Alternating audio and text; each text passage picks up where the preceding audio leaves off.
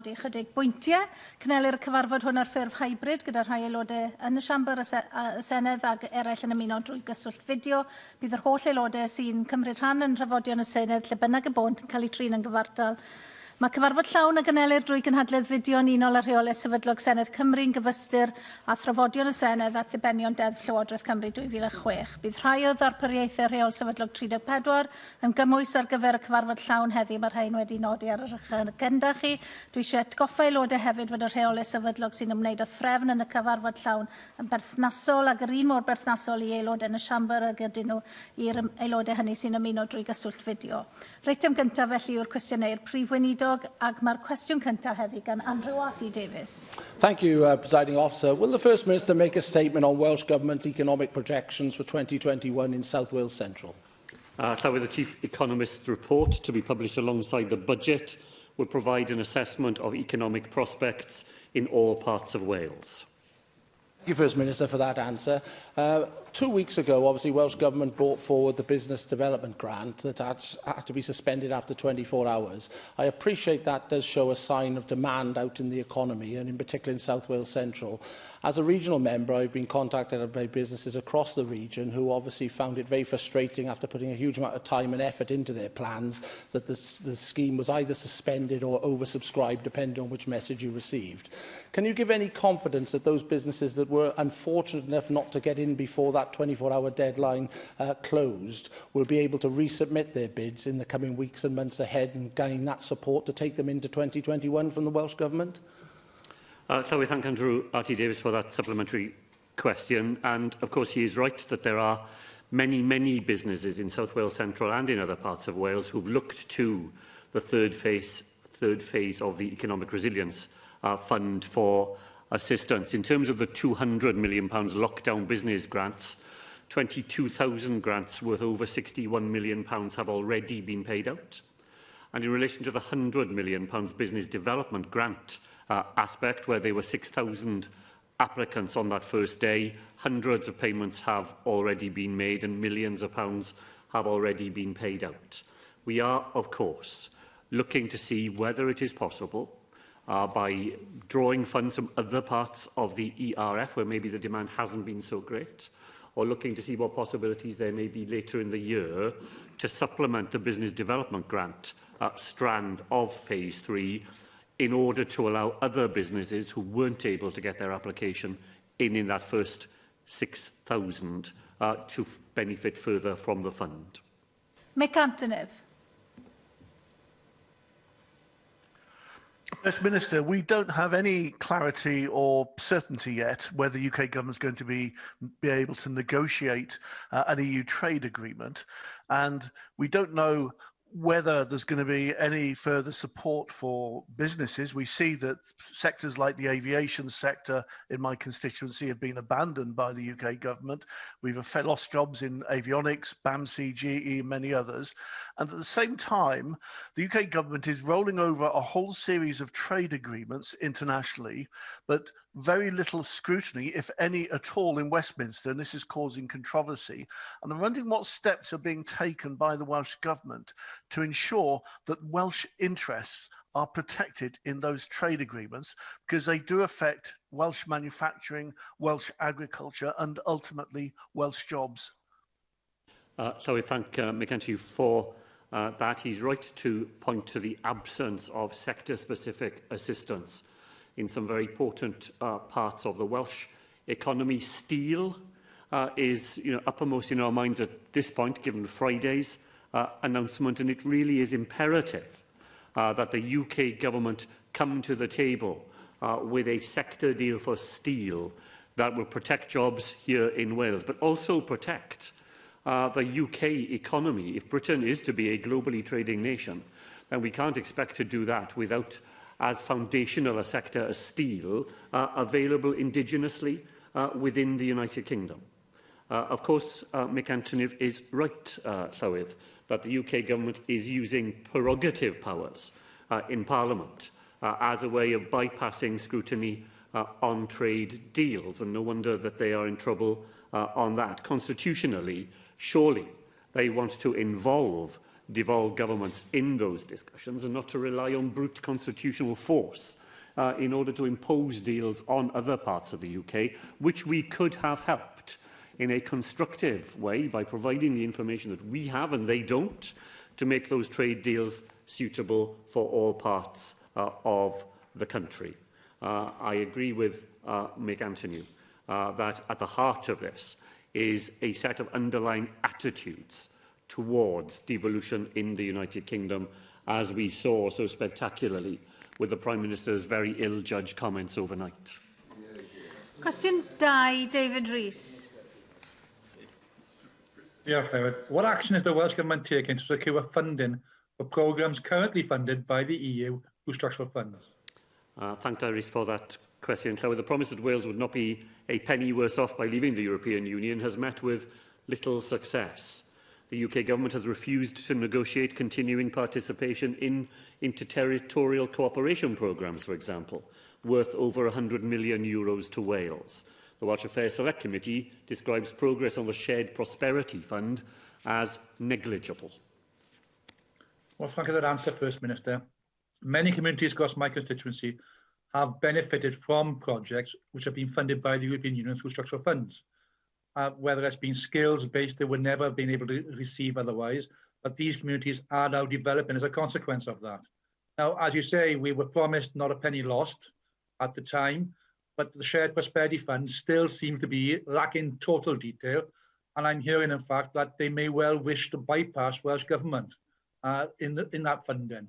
Now, given the comments made by the Prime Minister last night, is it worrying that this Shared Prosperity Fund may therefore not deliver the same type of programmes that will help our communities, and in fact will keep the projects that the Tory government in Westminster want and nothing else?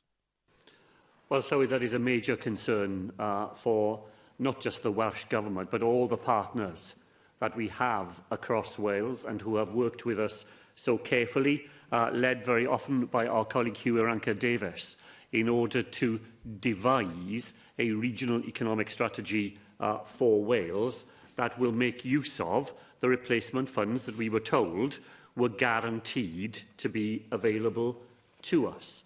Now, I quoted the Welsh Affairs Select Committee, Llywydd. I do so because it has a Conservative majority and a Conservative chair from Wales, and this is what they said about it. The UK Government, they said, announced as far back as 2017 that it intended to replace EU funding with a Shared Prosperity Fund. Yet details remain scant on key aspects, including how much Wales will receive under the new arrangements, how it will be administered, and to whom it will be targeted. Its repeated promises of a consultation have failed to materialise, progress has been negligible, and it demonstrates a lack of priority. Well, that simply isn't good enough. These are major issues that matter in every part of Wales, including, as Diary said, in his constituency. People in Wales are entitled to know that the promise that was made to them is going to be kept, not a penny less and not a power stolen. And that's what we will be holding the UK Government to account over. Nick Ramsey. Diolch, Llywydd. First Minister, when we're going to ask you about what can we learn from the Scottish example, EU funds have in the past been used to invest in infrastructure, as we know, and as Dave Rees has just alluded to. Do you share my view that our National Infrastructure Commission could not only learn some valuable lessons from the experiences in Scotland, where their commission is committed to being outward-looking, forward-thinking and innovative, but we could radically rethink our strategy to attract investment in Wales as we move out of the pandemic, grow back greener, however you want to describe it. There are ways to work differently in the future and make the most of the funds that we do have. Llywydd, well, I'm very happy always to learn from lessons elsewhere. Part of the huge benefit of being members of the European Union has been that it has allowed us to learn from the experience of other member states in the way that they have deployed European funding, as they have in turn learnt from Wales about some of the ways that we have done things here. And where there are good examples elsewhere inside the United Kingdom, then the Welsh Government is always open to learning from experiences that can help us to make the most of the funding that we have. The problem is we don't know the funding, and we don't know how it's going to be used. Caroline Jones. Diolch, Llywydd. First Minister, many businesses in Wales felt that past EU structural funding programmes were held back by far too many rules and overly bureaucratic processes. And as a result, some programmes failed to deliver upon their stated aims, namely to raise the economic prosperity of Wales and our people. So, First Minister, what discussions have you had with the UK Government about ensuring replacement structural funding programmes are flexible and responsive to the needs of Welsh businesses and the Welsh population? Well, Llywydd, it's one of the sadnesses that we've had almost no opportunities at all to have those conversations. My colleague Jeremy Miles, who leads for the Welsh Government on these matters, wrote to the Minister said to be responsible for the Shared Prosperity Fund back in October, asking for meetings with UK Government ministers in order to be able to contribute some of our thinking and to take advantage of some of the flexibilities that could be there in the future. A meeting was never provided. We've had one meeting with the Secretary of State for Wales, who promises us further meetings once the Chancellor makes his statement on the 25th of November, but that's just not good enough. We want to have discussions before the announcement is made, not after it. In that case, we might be able to do some of the things that Caroline Jones was referring to, because I think we have always said that the other side of the European Union, there may be more flexibilities. We may be able to use the money differently geographically. We may be able to draw in other funds in a way that you can't within the European Union. We may be able to use money for purposes that the EU rules did not allow us to use the money for here in Wales. There are some opportunities here.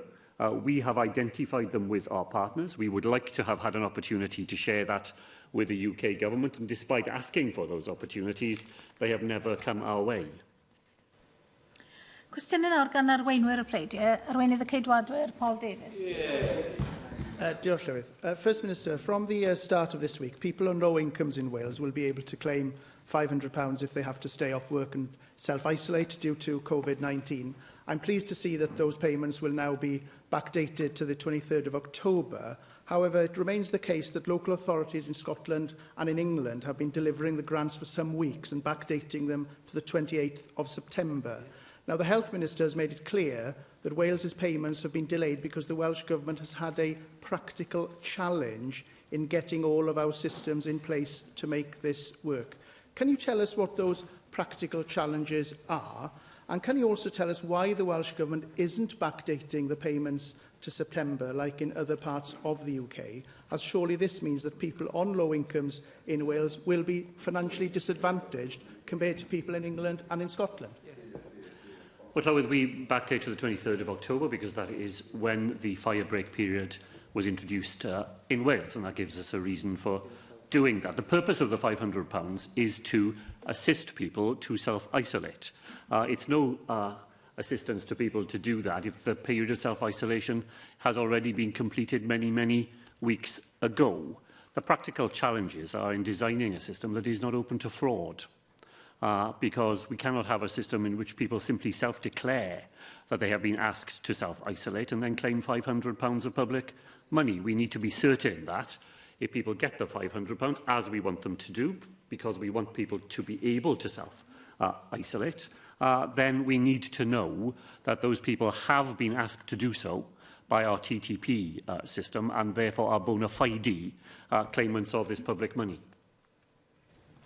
Well, First Minister, it's absolutely crucial that those who need additional support throughout the pandemic have actually access to it, whether that's financial support for someone living on a low income that has to self-isolate, additional guidance and support for those who were previously on the shielding list, or mental health support for those who simply don't feel like they're entitled to it.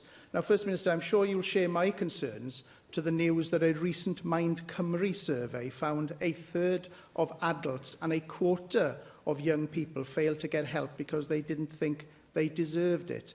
As you know, it's so important that intervention is provided as early as possible to stop some conditions escalating and substantially improve outcomes for patients.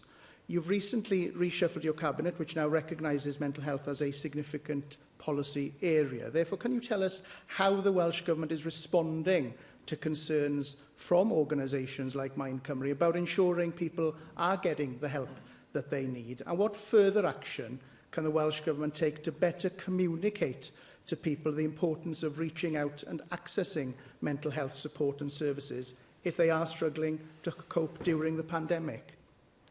Well, Llywydd, let me begin by agreeing with Paul Davies that getting the help you need for people who feel the pressure of these extraordinary months in their sense of mental health and well-being is very important indeed. And there is something for us all to think about in that result, that people hadn't failed to get help in the sense they'd asked for it and help wasn't available. They hadn't gone looking for help because they somehow didn't feel that they were in the right place to do so. That means I think that we have to make sure we have as varied a repertoire of assistance for people as we can devise, because people who need help for mental health and mental well-being will want to access that help in a whole variety of ways. One of the ways in which we have been able to do more is by funding Mae'r Cymru itself. I think that was the latest announcement that we've made in £10 million worth of additional investment in mental health services during the pandemic, because Mind operates at a community level. So it doesn't provide services to people who have acute psychotic conditions, but it does provide help to people who are just looking for that bit of additional support and advice and guidance where community-based services can be the most significant. And in that way, we are doing our best to try to make those services as available as possible to break down barriers that people may feel, to make sure they get that crucial support. Let me just put one point to the member, however, because he's referred twice so far to the crucial need for people to get the support that they need. This government, with others, have been lobbying the UK government to make sure that 35% of all families in Wales below pensionable age do not lose over £1,000 when the Chancellor withdraws the £20 a week that has been added to universal credit during this pandemic. I wonder if he'd like to add his name to that call today, because that is genuinely crucial support that families in Wales no longer know that they can rely on. Well, I know that, First Minister, you want to distract from talking about your responsibilities as a government in order to avoid highlighting your failures. Your failures when it comes to the health service, your failures when it comes to the education system, and your failures when it comes to the economy. Now, First Minister, figures today show that 23 deaths were registered in care homes, almost triple the amount registered last week, which is a significant cause for concern. And yet figures still aren't available to confirm exactly how many care homes in Wales are directly affected by COVID-19 and how many residents in Wales, so that the Welsh Government can support care settings more effectively. Now, you'll be aware of the delays that some care home residents and staff have faced in getting test results back quickly. And there's also been concern over the high rate of false positive test results that has also added significant pressure to the sector. And we now know that people were discharged from hospital into care homes within days of receiving a positive COVID test, which I know you will agree is unacceptable. So, First Minister, as the challenges facing care homes across Wales continue, can you tell us how many care home residents and staff have been affected by COVID-19 in Wales? Can you also tell us what the Welsh Government is doing to turn around the time it takes care home staff and residents to get their COVID test results, and how it's addressing the issue of false positive tests? And given that the Welsh Government has commissioned further analysis of the discharge figures, can you tell us what further interventions are being considered to support care home residents and staff throughout this pandemic? Well, Llywyd, this second wave of coronavirus has had an impact on care homes here in Wales, despite the very careful preparation that the sector made during the summer, the additional investment that the Welsh Government has made in that as well. This is a deadly and highly infectious disease. And as levels of coronavirus in the community rise, so the threats to closed communities such as hospitals and care homes rises as well. And it's a very sad number that the member referred to at the start of his question. As to test results, the delays in test results are almost exclusively from the Lighthouse Lab system, and those are not in our hands, although performance there has improved in the last 3 weeks, and we look to that system to go on improving. When there is a positive case, then we use the Welsh system, because that does get people results back within 24 or 48 hours, and we'll continue to do that. The false positive issue, I'm afraid, is not that significant an issue at the moment. False positives happen when there's very low levels of coronavirus. As the levels of coronavirus rise, then false positives don't occur in the same way. So at the moment, it is not a problem that is the most significant one we face in the care home sector. It was a particular problem when levels of coronavirus were at their lowest ebb amongst care home staff, where positive results did turn out often not to be genuine. But I'm afraid as the numbers rise, then that is not the problem that it used to be.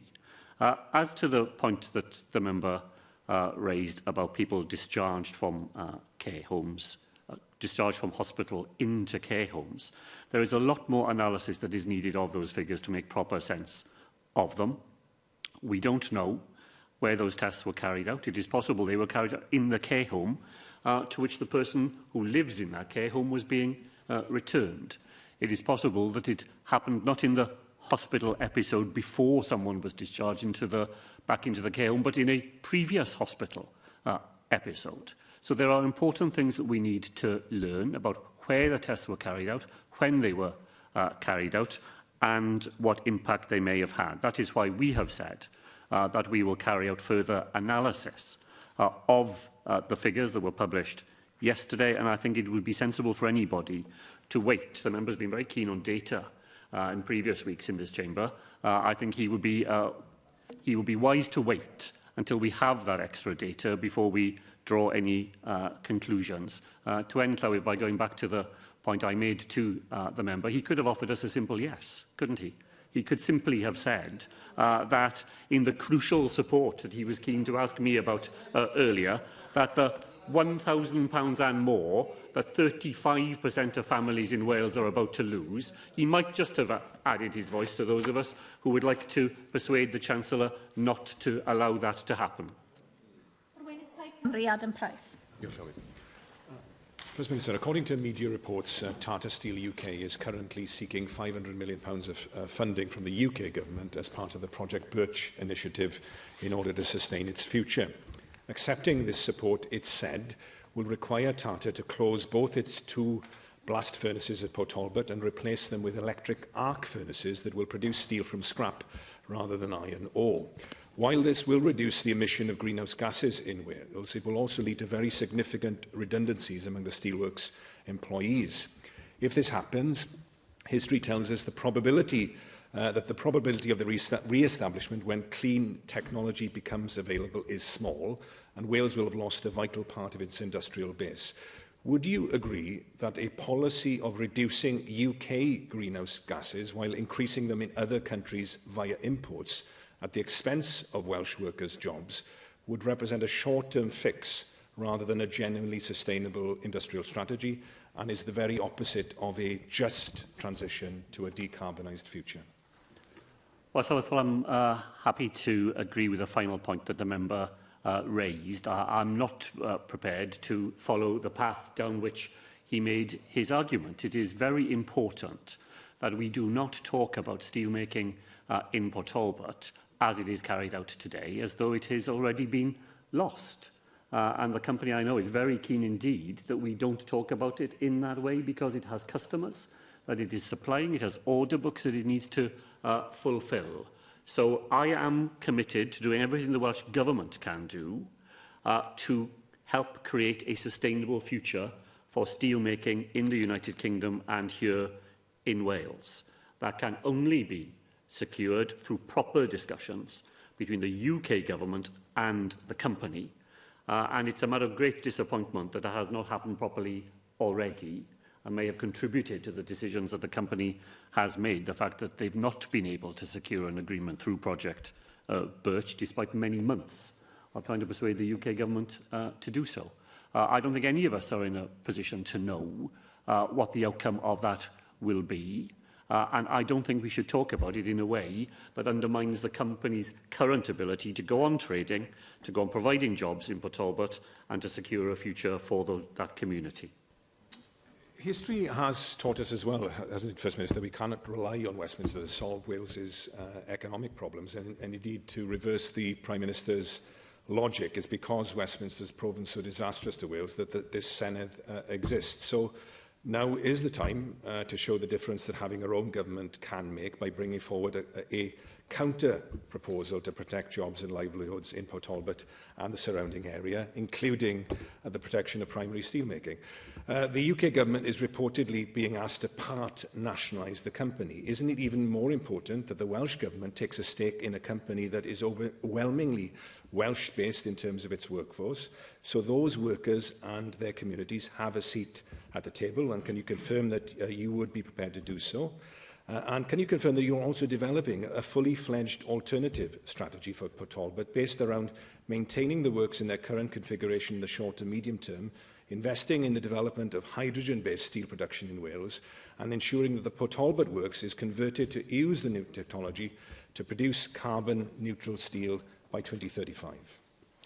Well, Llywydd, the Senedd exists not because of the failure of the Boris Johnson government, but because of the success of a Labour government in making devolution happen in the first place. And, you know, devolution thrives when there is a Labour government to support it, and devolution comes under the sorts of pressures that it is now under when we have a Conservative government where you scratch the surface of the Conservative Party and all its old hostility to devolution rises back to the surface. That's what happened yesterday when the Prime Minister thought he could show off in front of a few Conservative MPs from the north of England.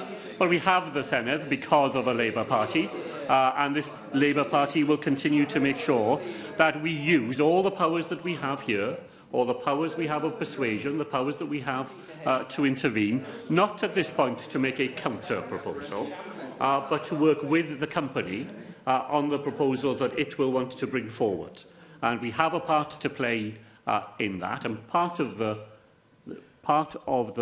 what we bring to the table were the points that Adam Price made towards the end of his second question, because we do want to see a carbon-neutral steel industry here in Wales. We do want to see that as soon as possible.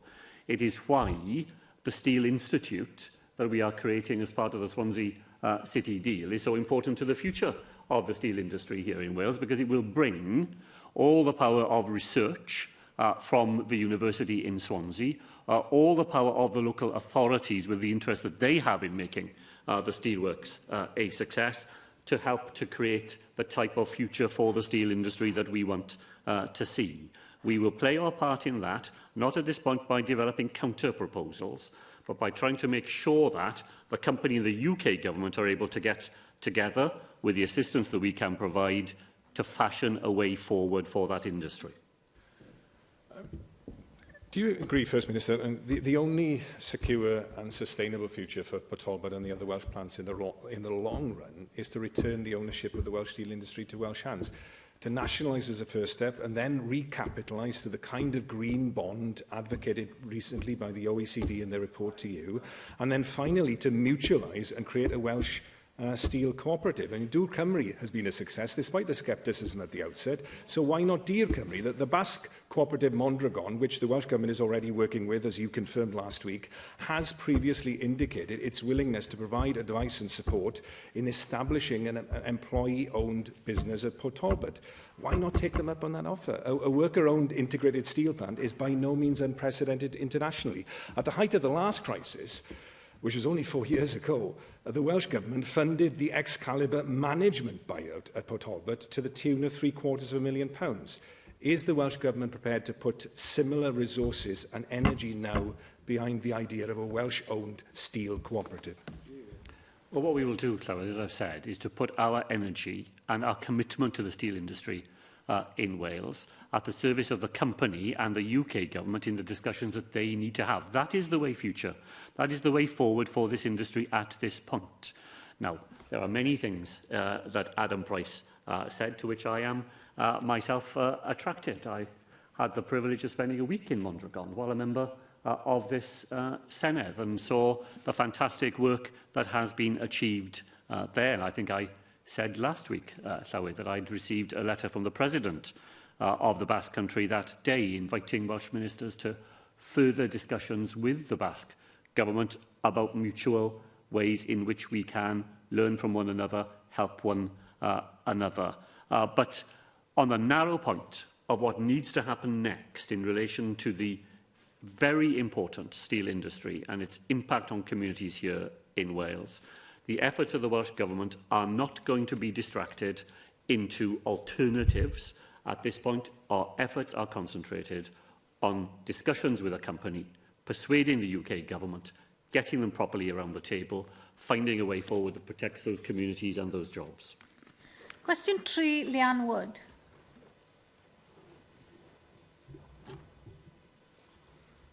What is the Welsh Government doing to mitigate the impact of coronavirus on people's health in the Rhondda? Can I thank Leanne Wood for that question? We work with partners in employment, mental health, non-coronavirus health needs, and in combating coronavirus itself to mitigate all the health harms in the lives of people in the Rhondda. In recent days, both incidence and positivity rates in the area have fallen as a result of the combined efforts of local services and local people. The coronavirus isolation scheme has finally opened after much delay, but it will not provide much comfort for the parents of children who have to self-isolate. Only people formally told to isolate by the track and trace teams are eligible for payment, and this is no good for a parent without childcare who has to take time off work to look after a child who's been ordered to stay at home. There's also no right of appeal if an application is refused. Given the discretionary assistance fund is usually only applicable to people without savings and facing destitution, and that very few employers give paid leave to people to look after children, many parents will be facing poverty by the inflexibility of the coronavirus self-isolation scheme as it's applied in Wales. I keep arguing, First Minister, that you need to make it as easy as possible to enable people to self-isolate. So how are you going to remedy this particular problem? Well, Llywydd, I'm happy to look at the points that the member has raised, of course, and if there are things that we can do that will make the scheme fit better with individual circumstances of the sort she described, then I'm very happy that we should do so. We put £5 million further into the discretionary assistance fund here in Wales to allow it to be able to respond to the coronavirus-induced difficulties that families in Wales experience. And we have already made thousands of payments through that fund, and millions of pounds have been allocated to families in Wales to help with coronavirus-related needs. And that will now include needs of families who need to self-isolate. And the word discretionary assistance fund is there for a reason. It is there to enable the decision makers to take into account the specific circumstances of individuals and families who make an application to that fund. So it is not a rigid, rule-based system. It operates within a framework that is fair to people and then allows decision makers to exercise their discretion so the unique set of circumstances in front of them can be properly attended to. If there is more that we can do as experience of the £500 emerges, and particularly if we need to fine-tune it to make sure that the needs of children are taken into account, then I'm happy to say to the member that I'm very willing to do so. David Melding.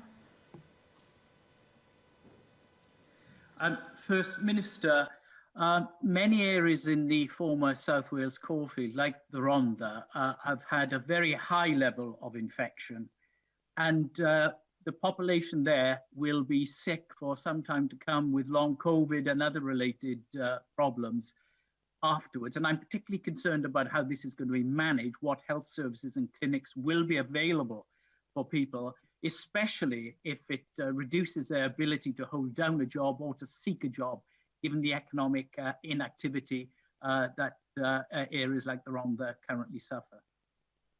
Well, those are very important points that the member makes. He's absolutely right that in the early months of coronavirus, people living in deprived communities experienced mortality rates almost double those in less deprived areas, and we certainly saw the effect of that in the Rhondda Cynon local authority area.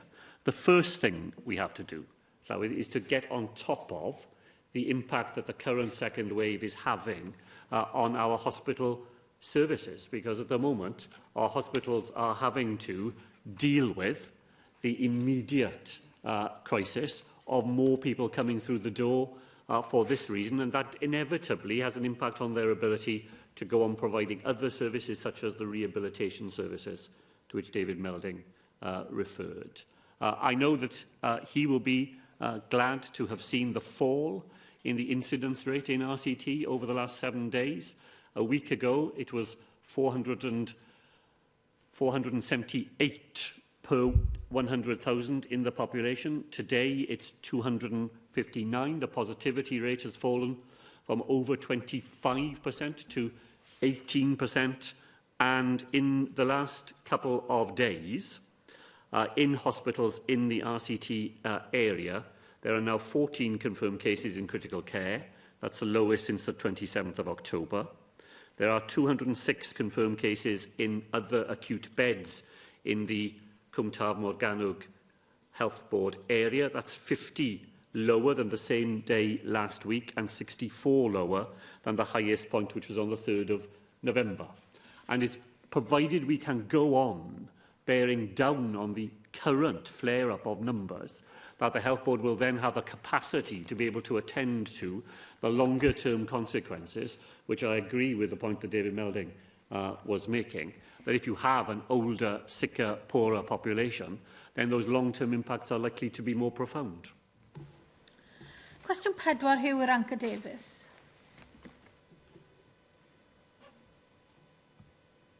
What assessment has the First Minister made of the impact that the result of the US presidential elections will have on Welsh Government's international strategy? As our international strategy outlines, the USA is a priority relationship for Wales and is vitally important to our economy. I have written to both the President-elect and the Vice President-elect to congratulate them on their victory and to convey our renewed commitment to forge even closer links based on shared values and mutual interests. I thank the First Minister for that positive and constructive response. And I'm sure, like me, he would welcome the fact that it looks as though we're going to have a proactive, engaged, constructive partner now, willing to play its role on the global stage, including by rejoining the World Health Organization and dealing with the global pandemic, and by recommitting to the Paris Agreement and actually taking a full and active role in COP26 coming up. But could I ask the First Minister, what does he think we can do even more on the diplomatic, the economic, the social, the cultural ties? And what will the US presidency bring us in terms of perhaps things that we're not thinking so much about, like the attitude to trade and EU relations being currently negotiated by the UK government, and also the Belfast Agreement, the peace process, which was, you know, we have to remember, colleagues of ours put a lot into over successive governments, including our good friend Paul Murphy. Thank you, Anca Davies, for that. And I agree with him that the most striking advantage that we will see from a Biden presidency is the re-engagement of the United States in those huge international issues and organisations, which it used to be such a reliable partner in and has ceased to be so over the last few years. So the fact that it will re-engage with the World Health Organization will mean that its ability and the world's ability to deal with coronavirus will be strengthened. The fact that it will not now turn its back on the Paris Climate Accord will be good news not just for the United States but for the whole of the world. And that is the most striking thing that I think you see from outside the United States as being to the benefit of us all. We will use our international offices, of course, to continue to engage both in economic opportunities for Wales, cultural links between Wales and different parts of the United States, but also the political links that we need to build with the incoming administration. I think I said last week, shall we, that the Welsh caucus on Capitol Hill is to be reformed. My colleague, the former First Minister, visited the caucus, met people involved in it, and I look forward to the day when ministerial visits to different parts of the world, and particularly the United States, are available once again, because that will allow us to take forward even faster the international strategy we debated last week, with the envoys that we have been able to appoint, 2 of them in the United States, the diaspora that we know is there in the United States, willing to help us to keep Wales's profile high there and to engage on all that agenda that Hugh Davis set out in his supplementary question. Darren Miller. First Minister, last week marked World Kindness Day, and there are members of your own party, you included, who've advocated a kinder politics. But kindness is not something that the left have given to Donald Trump during his time as President of the United States. Do you agree with me that no matter who the President of the United States is, that it is important that members of this chamber, including those heckling on your backbenches right now, must not make petty personal attacks that we've seen against people like Donald Trump over the past 4 years, and should instead practice what they preach? Well,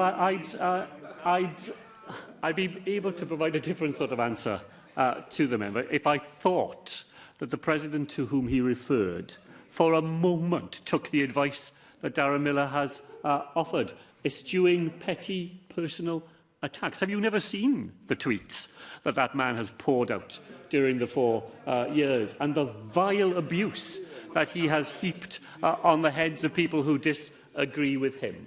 And when he refers to kindness, I think of those 500 children who will now probably never see their parents again. And that was the direct cause of actions that that man insisted on in the United States. And I won't use the word kindness when I refer to the previous President of the United States, while I still have those 500 children in my mind. Question 5, John Griffiths.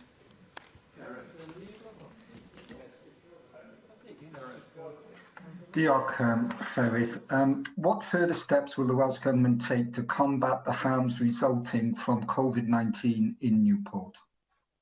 Harms from COVID-19 in Newport are best addressed through measures we can take together to reduce contact with others, travel only when necessary, and work from home as much as possible. The Welsh Government plans actively for new vaccination and mass testing possibilities, including their availability to Newport citizens. First Minister, I had a look around the new Aneurin Bevan University Health Board Grange Hospital last week. It officially opened today, but its birthing centre had already seen its first delivery, a baby girl fittingly born 2 days ago on Aneurin Bevan's birthday. Will you agree with me that this state-of-the-art facility is a very welcome addition to NHS capacity to serve generations to come, as well as having a vital role to help combat COVID-19 and in assisting the frontline NHS effort against the virus? Will you carefully consider enhanced testing for asymptomatic domiciliary care staff and enhanced testing in our secondary schools, which would also reduce lost school time? Well, can I thank John Griffiths for that question, Llywydd, and particularly for what he said at the start. I'd very much like to congratulate, I'm sure members here would, Poppy and her parents, the first child to be born at the new hospital and to be born on Aneurin Bevan's birthday. What a fantastic start for the hospital and for that family. And it's a sign of what is to come from that state-of-the-art hospital in a scale and size and purpose, the single most important hospital since the University of Hospital here in Cardiff was opened at the beginning of the 1970s, and it will do a very, very important job over this winter in helping us to deal with the coronavirus crisis, with the hundreds of extra beds that it provides in that part of Wales, but in the longer run, in fulfilling the Gwent Clinical Futures vision, which I know John Griffiths, as the local member, will have been much involved in nearly a decade ago, when that was being planned and produced. And it's a very proud moment, I think, for us here in Wales to have seen that facility open ahead of time and available to that local population. And it will be an important part, Llywedd, of the way in which that facility and health services more generally in the Gwent area will be able to develop over this winter by using some of the new mass testing possibilities. And, you know, as in so much of coronavirus, this is happening very rapidly around us all the time. And we're likely to have thousands of these lateral flow tests available to us in Wales every day in the very near future.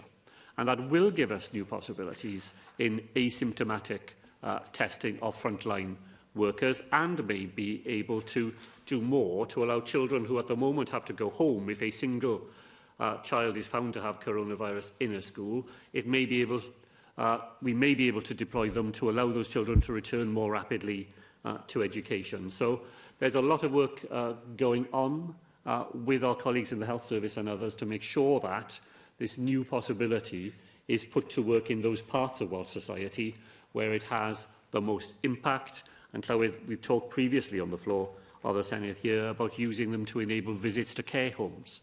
You know, one of the really, really difficult issues that families have had to face over this extraordinary period. Laura Ann Jones. Thank you. First Minister, we'd also, on these benches, like to extend our congratulations to, I believe it's baby Poppy's parents, and also welcome the hospital, which of course is hugely beneficial to all my constituents across South Wales East.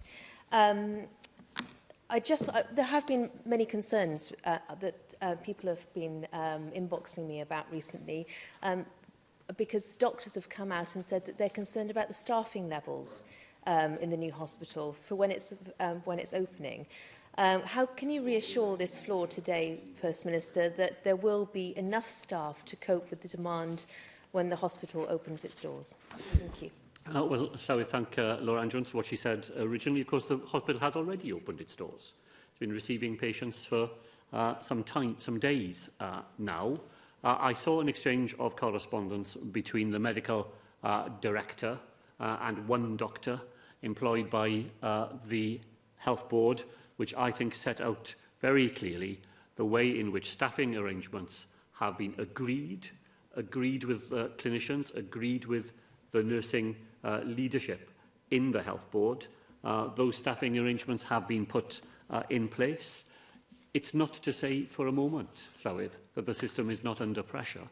The health service is under pressure absolutely everywhere, right across the United Kingdom and most of Europe as well. And that is certainly true here in Wales. But working within those pressures, plans have been drawn up. They've been agreed with the people who need to operate them, and they are being put in place as this hospital receives its first patients.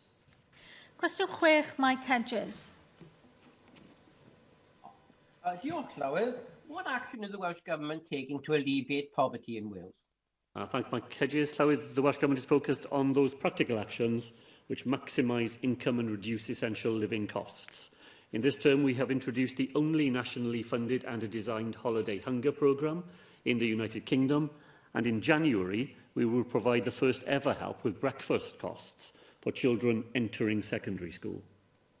Can I thank the First Minister for that response? We all remember when employment used to be the way out of poverty. But we know now there are a lot of families with people working, in fact, both parents, in some cases, both parents who are working, who are living in poverty. We also see the £20 per week uplift in working tax credit being ended in April by the Westminster Government. What is the Welsh Government doing to end exploitative contracts paying less than the real living wage on either 0-hour or low guaranteed hours contracts for those directly or indirectly funded by the Welsh taxpayer? Well, thank Mike Hedges for that, and he returned to the point that I made earlier this afternoon, Llywydd, that in terms of in-work poverty, universal credit was meant to be the solution to in-work poverty. It's not turned out to be, of course, because it was never funded generously enough to make it so. It has a marginal tax rate of 63%. So if you are a poor working family and you earn an extra £1, you get to keep 37 pence of it. It's not much of an inducement, is it, to make your way further into the world of work. And this year, we have the additional difficulty of the Chancellor's refusal to confirm that the additional £20 each week to universal credit will be carried on beyond the end of this financial year. And as I said, 35% of non-pensioner households in Wales are set to lose over £1,000 a year through that change of policy. I hear noises off, as you do in the chamber. They would be better directed to supporting those families than to making the sort of remarks I was overhearing. How do we act? Mike Hedges Act. Well, we act ourselves. The NHS in Wales became a living wage employer when I was the Health Minister and has been ever since. We use our economic contract to make sure we're promoting fair work wherever Welsh Government public money is provided. We act with others. Llywydd, the Social Partnership Council will launch the Workplace Rights campaign before the end of this month, and that will be another way in which we can act to deal with in-work poverty, and we support the campaigning work of others. I was privileged to be able to launch Living Wage Week here in Wales on Monday of last week, and it was, in a difficult year, very encouraging to hear all universities in Wales are now living wage employers. The Welsh Local Government Association has been accredited this year as a living wage employer, and Cardiff Council has an ambition to make Cardiff a living wage city in a way that is an inspiration to many other cities across the whole of the United Kingdom. Cwestiwn 7 wedi dynnu nôl, yn ola felly cwestiwn 8, Helen Mary-Jones. Llywydd, what discussions has the First Minister had about the waiting lists for surgery in the Hywel Dda University Health Board? Thank Helen Mary-Jones for that question, Llywydd. Hywel Dda Health Board has made steady progress over recent years to reduce waiting times for planned surgery and diagnostics. The impact of the coronavirus and the necessary diversion of clinical resources to respond to it has had an inevitable impact on waiting times, despite the enormous efforts of frontline staff. I'm grateful to the First Minister for his reply, and of course I associate myself with what he said about the huge efforts that frontline staff have been making in the hospitals and community settings across the Hywel Dda area. But the need for the restoration of ongoing regular treatments is becoming more and more urgent. One of my constituents, Colin Jones from Llanelli, has described being in terrible pain since his GP referred to him for a possible hip replacement. It hasn't even been possible for him to see the consultant yet to find out if that's the right way forward. So understanding the difficulties that there are in providing for those, well, it doesn't feel routine to Colin, I suppose, but for those out with COVID treatments. What further work can the Welsh Government do to help Hywel Dda University Health Board and health boards across Wales to get those elective surgery waiting lists further down? Well, Llywydd, I have to repeat something of an answer I gave earlier, which is to say that the single most important thing that we can all do to help our health boards right across Wales is to do everything we can to stem the flow of coronavirus patients into those hospitals. 21% of all hospital admissions last week were for coronavirus, up from 19% the week before. And while that continues, it inevitably drives down the capacity of the system to do non-coronavirus work. So the most important thing we can do is to do everything that we are asking people to do to bear down on coronavirus, because that will allow the health service to do what it has been doing right through the summer, which is to restore the levels of non-coronavirus work back to where they were, well, as much as possible to where they were before coronavirus hit. We're not back to those levels, and that is because, as I know the member understands, that even when clinicians are attending to non-coronavirus work, they are working in conditions to prevent the risk of coronavirus that compromises the ability to the productivity rate that was previously possible in the health service.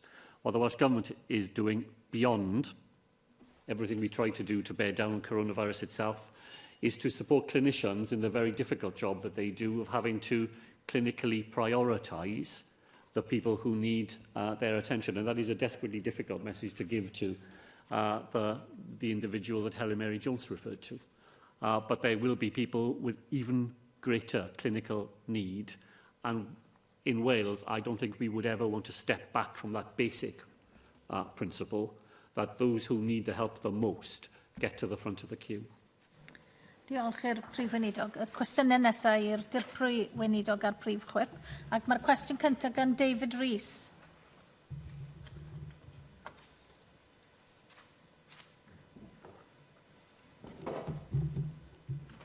Diolch, I just apologise for that. I was waiting for the prompt. What discussions is the Deputy Minister having with the third sector organisations regarding funding in the light of the impact of COVID-19 on their operation? I have regular conversations with the third sector. At my recent Third Sector Partnership Council meeting, third sector networks reported on the impact of COVID-19 on their operations. In particular, the decision by the UK Government not to extend the furlough scheme during our fire break. Thank you for that answer, Deputy Minister. I'm sure you agree with me that the voluntary sector and the local authorities working together have been hugely supportive of our communities during the COVID-19 pandemic. And without their support, many people will have had great difficulties getting through this difficult time. But we are still going ahead with more need as we face the winter months, and self-isolation has created self-loneliness in situations of desperate need for many people, and therefore the voluntary sector will be required to step up once again over this period of time. But funding becomes a serious challenge in this situation.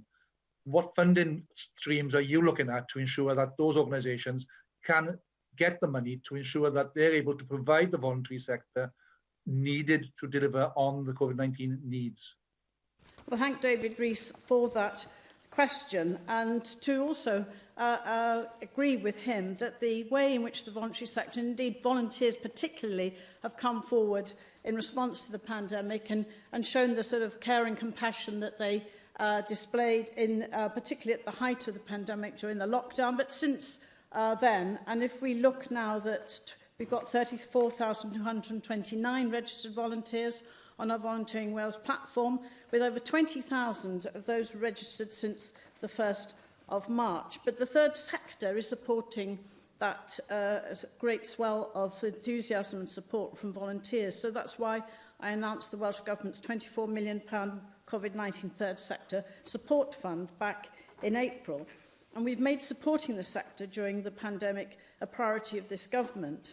And of course, the sector will play a key role if we're to see a fair and just recovery from the coronavirus pandemic. And I do also urge charity and third sector organisations who still need support to explore the funding available that we had from the third sector resilience and the voluntary services recovery funds. I mean, it's just to finally conclude on the point in terms of your constituency, Neath Talbot Council of Voluntary Services has received £215,997 in Welsh Government funding this year, and that includes additional support from the Infrastructure Enabling Fund. Cwestiwn 2, Dawn Bowden. Will the Deputy Minister provide an update on recent priorities for the international relations work of the Welsh Government? We've just published International Relations Actions Plans, which set out the short and medium-term priorities for delivering on the international strategy. We're focusing on key initiatives to showcase Wales and demonstrate that we're an outward-facing and globally responsible nation. Thank you, Deputy Minister, and can I wish you well with these new aspects of your portfolio. Now, last week, the First Minister set out the Welsh Government strategy for Wales' place in the world and the important relationships that we're seeking to deliver for the future. Since that time, we've seen two significant events. First, the unsavoury events surrounding the outgoing President of the United States, who continues to bring disgrace to that great office that he will soon have to vacate. Despite this, however, I hope the Welsh Government is working to support a smooth transition of power, and I welcome the First Minister's letters to both President Biden and especially Vice President Kamala Harris, congratulating them on their victory. But secondly, much closer to home, the utter chaotic scenes at the heart of the UK Tory government over the last week, culminating in COVID spreading around the PM and ending with his inflammatory comments about devolution, comments on which, by the way, the Welsh Tories have been virtually silent. But Deputy Minister, at this critical time, do you agree with me that the behaviours on display in and around number 10 Downing Street, just like in the USA, demean government and are a total distraction from the important issues that need to be resolved in the coming days and weeks in order to help Wales and the wider UK family of nations to face the post-Brexit future with confidence? Well, thank you, Don Bowden, for raising those very important questions. And of course, the peaceful transfer of power is a critical element to any democracy, and a smooth transition is even more critical given the times we're in and the need for the incoming administration to prepare and meet the challenge of coronavirus. Of course, it has been widely recognised and supported that our First Minister recently wrote to congratulate President-elect Joe Biden and Vice President-elect Kamala Harris. And I do echo these congratulations. I'm sure we all do, and particularly the fact that the US has the first female Vice President, who will also be the first Asian American, the first African American Vice President. That's a huge source and a result which has raised great hope, particularly amongst American people, but across the world. But I think the fact that they the President and Vice President-elect stood on a platform of fighting for equality, tackling racism, and also tackling climate change and fighting coronavirus so strongly echoes what Wales holds dear. And I, of course, foresee that our relationship with the USA will be a prosperous one. But your second part of your question, I'm afraid I'm filled with much less optimism, because our focus and the focus of the UK government must be on these incredibly difficult times we're in. In Wales, we're focused as ever on the health and well-being of the nation. We won't be distracted from that, and neither should the UK government allow itself to be distracted. But the news overnight of the Boris Johnson's remarks on devolution, the points that have been echoed in this chamber this afternoon, really show that the lack of engagement on EU and transition particularly, but also engagement on how we are working together as 4 nations to tackle the coronavirus, does make us more concerned than ever. Chaos in Westminster worsening, I would say, post-Cummings, when we need collaboration, we need respect for Wales, the Senedd, and the powers that we're exercising here to keep Wales safe. Cwestiwn 3. Pa asesiad party'r Weinidog wedi gwneud o effaith Covid-19 ar y sector wirfoddol yn Nghymru? Mae ateb y sector i'r argofon wedi dangos cryfder ag dabanda y sector. Mae hefyd wedi tynnu sylwi ar bwysigwraeth trydydd sector cyrff a dwydyn, a dyna pam yr oedd wedi sefydlu grŵp adfer cyngor partneriaeth y trydydd sector i sicrhau adferiadeg cyfian a gwerth. Wel, diolch i chi am eich ateb, a dwi'n nodi hefyd yr ateb roi chi'n gynharach i David Rees. Dwi eisiau gofyn yn benodol ynglyn â sefyllfa cyrff a mudiadau amgylcheddol yng Nghymru. Wrth gwrs, fel nifer o fudiadau eraill yn wynebu trafferthion, yn aml felly am bod eu safleoedd nhw sydd yn ffynonell refeniw yn aml wedi gorfod cau. Hefyd aelodaeth yn dioddau yn sgil y ffaith, wrth gwrs, bod unigolion yn penderfynu torri nôl oherwydd sefyllfa yr economi ehangach. Ond mae'r cyrff a mudiadau amgylcheddol yma yn bartneriaid cyflawni, yn delivery partners pwysig iawn i Llywodraeth Cymru, pan mae'n dod i ystod eang o brosiectau a rhaglenni sy'n ymwneud a mynd i'r afel ar argyfwng hinsawdd, wrth gwrs, ar argyfwng bioamrywiaeth sydd ganddo ni yng Nghymru, ond mae'n dod yn fwy anodd i'r cyrff yna oherwydd colli ariannu craidd yn fwy na dim byd i allu chwarae rhan llawn yn y gwaith yna, a dwi eisiau gwybod beth i chi'n neud yn benodol o safbwynt y sector amgylcheddol wirfoddol, oherwydd os ydyn ni'n sôn am gael adferiad gwyrdd, wel mi fyddwn ni'n cychwyn o fan ymhellach yn ôl nag y byddwn ni'n dymuno, ond i bai wrth gwrs bod nifer o'r cyrff yma yn cael y gefnogaeth sydd angen arnyn nhw. I'm grateful to Claire Griffiths for that specific focus on the environmental third sector. I'm also recognising, of course, that as well as tackling and responding to the coronavirus, we've also had the flooding, and that, of course, has had a huge environmental impact. And the third sector, again, rose to, the volunteers rose to respond to that. But I think the £24 million to support the Wales voluntary sector has reached out to as many of those charities, not just those who are perhaps more focused on health, social care and housing, but also to those in the environmental sector. We have the Third Sector Resilience Fund, £1 million. That's helping third sector organisations who are financially through the crisis, and I think that's a key point you make. Those who perhaps also have seen, many have seen a fall in their fundraising, donation income. In fact, the fund to date supported 112 organisations with awards totalling £4.63 million. And I will get specific information about how many of those are in the environmental sector, because I believe those are the ones who we need to see take us through forward in terms of their crucial work, particularly tackling climate change. But I think also our voluntary sector services recovery fund is about how we can move forward, focusing on reducing inequalities across society as a result of COVID-19, and many communities suffering disproportionately. Enabling them to look forward in terms of recovery is the purpose of that fund, which is also supporting many organisations across Wales. Cwestiwn 4, Jenny Rathbone.